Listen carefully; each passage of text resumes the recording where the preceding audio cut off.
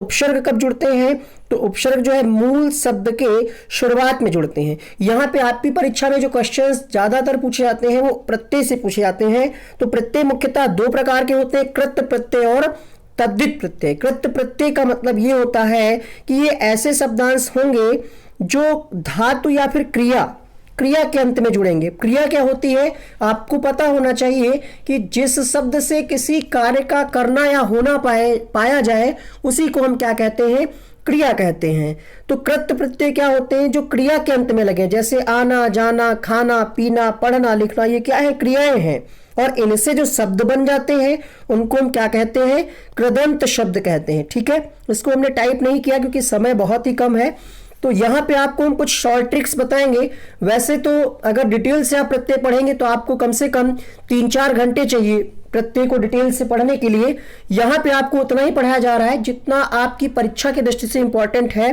2 से 3 प्रश्न टोटल, अगर आपने पेपर 1 पेपर 2 दोनों ही अप्लाई किया है तो 2 से 3 प्रश्न पूछे जा सकते हैं। अगर आपका सिर्फ पेपर 1 है तो 1 या 2 प्रश्न, 1 प्रश्न कम से कम पूछा जाता है, कई बार नहीं भी पूछा जाता है, बट आपको पढ़ना चाहिए।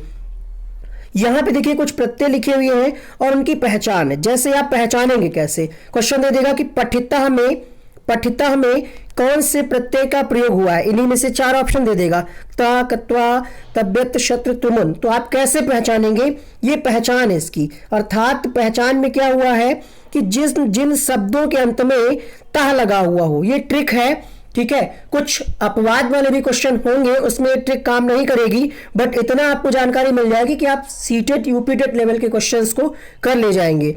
ठीक है, तो इसकी पहचान क्या है कि जो शब्द होगा उसके अंत में क्या लगा होगा? ता, पठिता, हसिता, इस तरीके के जो शब्द होंगे वहां पे कौन सा प्रत्यय होगा? तो ता प्रत्यय होगा। ता, आधा का और ता। इसी तरीके से दूसरा प्रत्यय यहाँ पे कौन सा है और इसकी पहचान क्या? आप देखिएगा, जैसे यहाँ पे लिखा हुआ तत्वा, आधा का, आधा और वाह। यहां पे क्या है? ऐसे शब्द जिनके अंत में क्या लगा होगा? त्वा लगा होगा। त्वा, पीत्वा, दत्वा, हसित्वा, पठित्वा, लिखित्वा, इनमें कौन सा प्रत्यय होगा? इनमें एक त्वा प्रत्यय होगा। इसी तरीके से यहाँ पे तीसरा है तब्यत प्रत्यय। इसकी पहचान क्या है? इसकी पहचान ये है कि जो शब्द होगा उसके अंत में लिखा होगा तब्य, पढ़ितव्य, हसितव्य। तो ये इसकी पहचान है तीसरे प्रत्यय की। चौथा है यहाँ पे शत्रु प्रत्यय। इसकी पहचान क्या होगी? लास्ट में लिखा होगा अत होगा या अन होगा, अर्थात हसत। ठीक है, पठन, गमन, ऐसे आपको पहचानना है। अब कई बार क्वेश्चन ऐसे पूछ लेगा कि सत्र वाला कौन सा उदाहरण इनमें से कोई दे देगा, या फिर इनमें से उदाहरण देकर के आपसे पूछ लेगा कि प्रत्यय कौन सा है। बस ऐसे ही आपसे प्रश्न पूछे जाएंगे।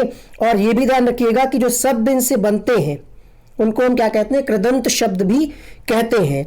अब बात करते हैं तुमन। आपकी परीक्षा में कौन सा सबसे ज्यादा पूछा जाता है वो भी हम आपको बता देते हैं।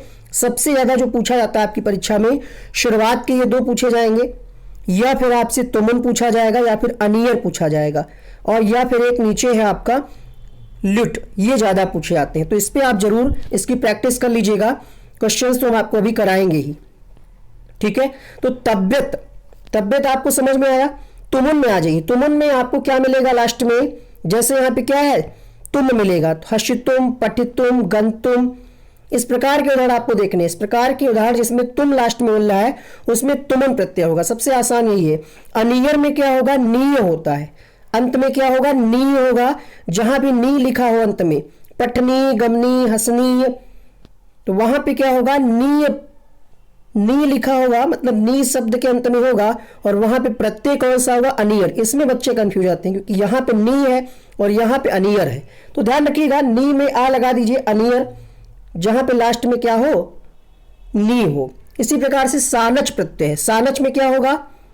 इसमें भी थोड़ा सा अपोजिट है क्योंकि सान यहां पे कहीं दिख नहीं रहा है, बट सान से मिलता जुलता क्या है? मान। तो आप ऐसे याद कर सकते हैं, जैसे वर्धमान, शक्तिमान दिया हो तो इसमें कौन सा? सानच प्रत्यय होगा। और कौन सा है? लुट प्रत्यय। लुट प्रत्यय कैसे पहचानेंगे? तो इसकी पहचान है नम। इसको आप कहीं नोट कर लीजिए कॉपी में, फिर आप क्वेश्चंस लगाइए। लुट प्रत्यय, और इसका एक अलग से हम प्रैक्टिस कराएंगे प्रत्ययों का। अभी सिर्फ आपको थ्योरी करा रहे हैं और 7-8 क्वेश्चन करा देंगे, फिर एक अलग से वीडियो देंगे। आप लोग कमेंट करके जरूर बताइएगा कि इसका प्रैक्टिस वाला वीडियो लाया जाए। लगभग 50 क्वेश्चन आपको करा देंगे, उसी में से 2 क्वेश्चन आपकी परीक्षा में आ जाएगा। ठीक है, तो कमेंट जरूर करिएगा। यहाँ पे अनियर आप समझ गए, मान आप समझ गए।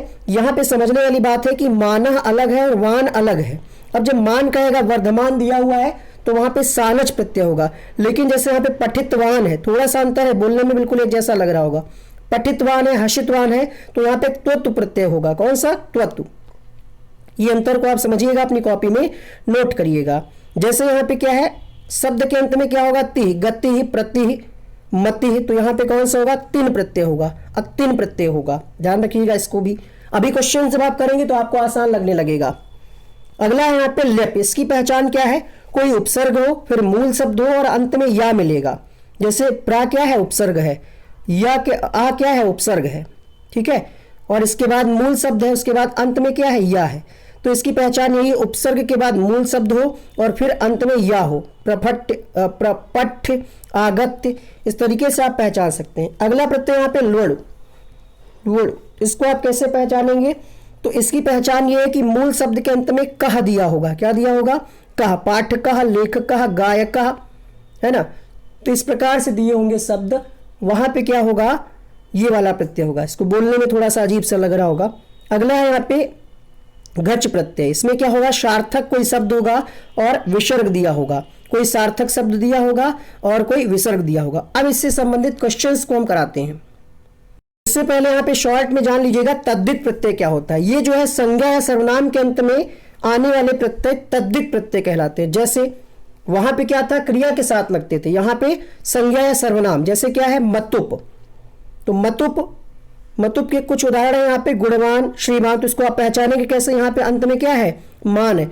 वहां पे क्रिया के साथ में लगा था, यहाँ पे संज्ञा सर्वनाम के साथ में, सर्वनाम या संज्ञा के अंत में प्रयोग होंगे। तो यहाँ पे गुणवान, श्रीमान, तो यहाँ पे कौन सा होगा? मतुप प्रत्यय होगा।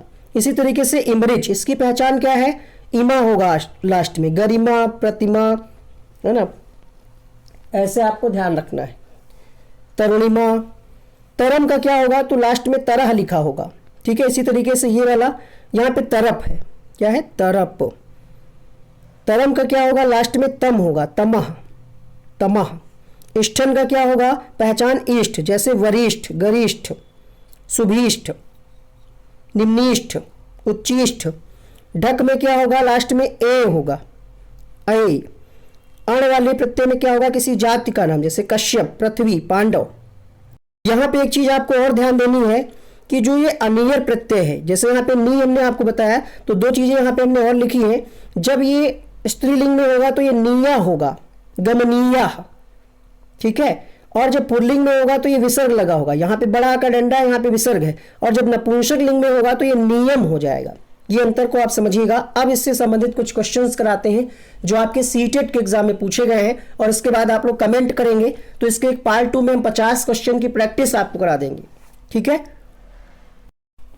देखिएगा ये वाला प्रश्न पूछा गया है, तुमुन प्रत्यांत शब्द कह, यानी तुमुन से संबंधित यहाँ पे कौन सा शब्द है जिसमें तुमुन प्रत्यय से बना हो? कांडम, स्थातुम, सिंहासनम, प्रजापति।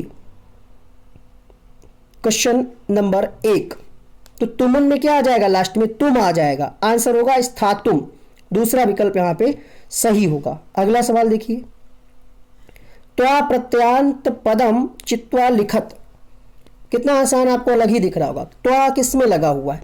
पहले ही ऑप्शन में, दृष्टवा। अब ये मत कहिएगा कि सर अब आसान वाले करा रहे हैं। ये सारे प्रश्न सीटेट 2018 से 2019 तक ही पूछे गए हैं। पैराग्राफ में पूछे गए, अलग से नहीं पूछे जाते हैं, पैराग्राफ में पूछा जाता है सवाल। अगला क्वेश्चन देखिएगा, अधोलिखितेषु पदेषु तुमुन प्रत्यांत पदे चिनुतः। तुमुन प्रत्यय इसमें से किसमें है? भुक्त्वा, पीत्वा। तो इसमें आपको लग रहा होगा कि त्वा प्रत्यय लगा हुआ है, बाकी सब में एक ही इसमें बच रहा है, जिसमें कौन सा है? तुमुन प्रत्यय। कौन सा? भक्तुम, लिखतुम, पठितुम, बताया था ना हमने आपको। अगला प्रश्न देखिएगा, अधोलिखितेषु पदेषु त्वा प्रत्यांत पदम चिनुतः। त्वा किस में लगा हुआ है? आदाय, द्रष्टुम, दत्वा, अनुशासनम। सिंपल सा है ना, तो यहां पे आंसर क्या आ जाएगा? दत्वा, त्वा। अगला देखिए, त्वा प्रत्यांत चित्वा लिखत, हंतुम, जेतुम, श्रुत्वा, गंतुम। तो बाकी तो एक जैसे, इतना तो आपको लग रहा होगा कि ये तीन देखिए एक जैसे लग रहे हैं, ये अलग लग रहा है। और वैसे भी यहाँ पे एक त्वा है, तो इसका भी आंसर क्या आ जाएगा? श्रुत्वा के साथ। अगला सवाल देखिए, सुप्तः इति पदे कः प्रयुक्तः, सुप्तः यहाँ लिखा था क्या, यहाँ पे श्रुत्वा था। शुप्तः इति पदे कः प्रत्ययः प्रयुक्तः, शुप्तः में कौन सा प्रत्यय प्रयोग हुआ है, तो त्वा तो होगा नहीं क्योंकि यहाँ पे सुप्त्वा तो है नहीं, तुमुन भी नहीं होगा क्योंकि भक्तुम होता है उसमें, तो यहाँ पे एक ही आंसर आपका बचेगा त्वा, ता प्रत्यय, आधा का और ता, शुप्तः। अगला देखिए